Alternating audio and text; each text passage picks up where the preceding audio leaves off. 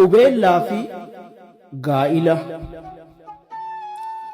Durdurii namni jaalala dhugaa onnirraa wal jaalatee gaafa boruu egeree fi jireenyaaf wal abdate kiyyoo jaalalaa keessatti jaalalaan wal gaadi'ee sulula rakkoo bu'ee tulluu quufaa qaari'ee hundaa waliin simatuu fi haala jiruuf jireenyaa gaddas ta'ee gammachuu waliin taanee dandeenyaa jechuun irbuu jaalalaa kakuudhaan dabaalanii jaalala wobeeffachuun waadaa waliif galanii ragaa gaa'ilaa malee kan bultii ijaaratan kabajaa fi jaalalaan bara dheeraa jiraatan.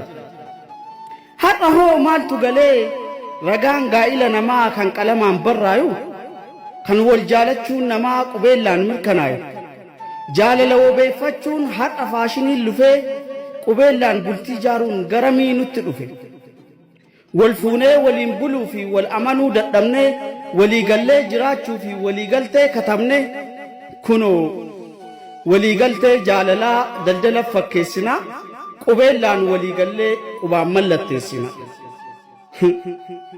Kiiloon jaalala dhugaa qubeellaan madaalamee namni amantaa dhabee waraqaan amaname waraqaan bishaan tuqnaanii waadaa eegeen dandeenye qubeellaan gaafa huqqatanii qubarra naman teenne qubeellaan bu'ee baduu waraqaan tatarsa'u mee ulaagaa maaliitiin ragaa gaa'ilaa ta'u.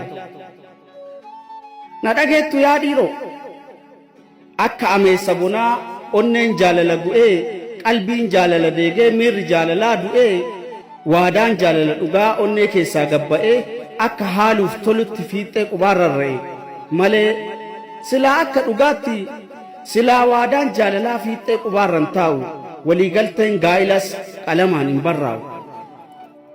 Namat jaalala shakkee haaldureen waliigala malee kan jaalalatti amanuuf haaldureen isaa jaalala. Utubaa rirmi nyaanne jaalalaan sumudataa jaalalaan qabdoo qabee jaalalaan utubata.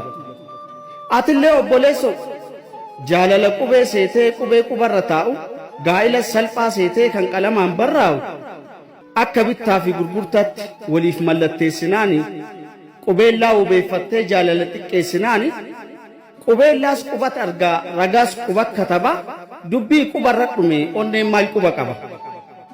Edaa qubaan bultii ijaaranii kan onneen quban qabne kanaaf warra wal fuudhan hedduu wal biraa dhabne.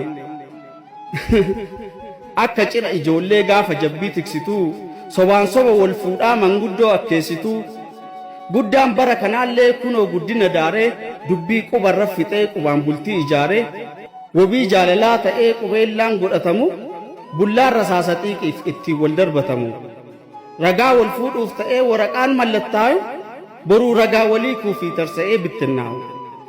Kanaaf isiniin jedha qubeellaa fi gaa'illi tasa walitti hin dhufu manni jaalalaan jaarani bubbeen raafameen kufu garuu waraqaan namni abdatee bultii ittiin ijaaratu gaafa manni dhimmise ofiiyyuun dandamatu waadaa jaalalaa jettee qubeellaas yoo godhatte qubarra sin dhaabbatu gaafa ati huuqqatte veelloon adiin uffattee handaara lafaan geette faayyi ittiin qan'aftee fi liimooziin irra teette ililchoo fi dhiichisoon lammiin harka sii dhayu madaalarra yoo kaayan hunduu jaalalan gayu galatu.